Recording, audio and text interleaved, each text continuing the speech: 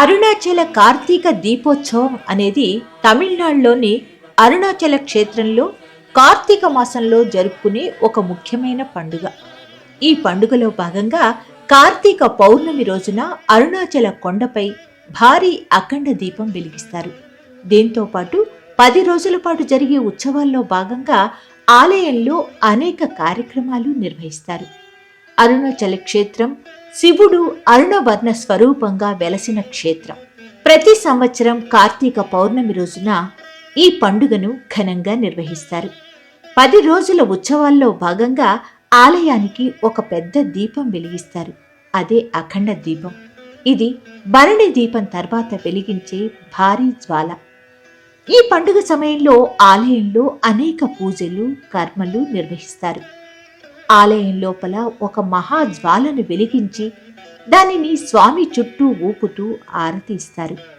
ఏటా కృత్తికా నక్షత్రయుక్త పౌర్ణమి నాడు అరుణగిరిపై పరమశివుడు అఖండ జ్యోతిగా దర్శనమిస్తారని భక్తుల విశ్వాసం. ఈ కార్యక్రమానికి స్వామివారిని దర్శించుకునేందుకు భక్తులు పెద్ద సంఖ్యలో తరలివస్తారు.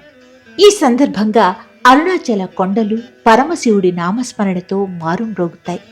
అఖండ జ్యోతి రూపంలో పరమశివుణ్ణి దర్శించుకున్న భక్తులు తన్మయత్వంతో పులకించిపోతారు. ఈ రోజున బంగారు సూర్యప్రభ వాహనంపై ఉదయం చంద్రశేఖర స్వామి ఊరేగింపు, సాయంత్రం 4 గంటలకు ఆలయంలో భరణ దీపం, సాయంత్రం 6 గంటలకు 1667 అడుగుల ఎత్తైన కొండపై మహాద్వీపం వెలిగిస్తారు. ఇదే రోజున పంచమూర్తులను బంగారు వృషభ వాహనంపై ఊరేగిస్తారు. అరుణాచలగిరిపై శాంతి ప్రదాయక జ్యోతి పేరిట మహాద్వీపాన్ని భరణ దీపంతోనే ప్రజ్వలింపచేస్తారు. కార్తికేయ దీపంగా వ్యవహరించే ఈ మహాదీపోత్సవంలో 3 టన్నుల ఆవు నెయ్యి ఉపయోగిస్తారు. కొన్ని మైళ్ల దూరం వరకు కనిపించే ఈ దివ్య జ్యోతి 10 రోజుల పాటు వెలుగుతూనే ఉంటుంది. అందుకే ఈ దీపాన్ని దర్శించుకోవాలని, గిరి ప్రదక్షిణ చేయాలని లక్షలాది మంది భక్తులు ఈ పౌర్ణమికి అరుణాచలం చేరుకుంటారు.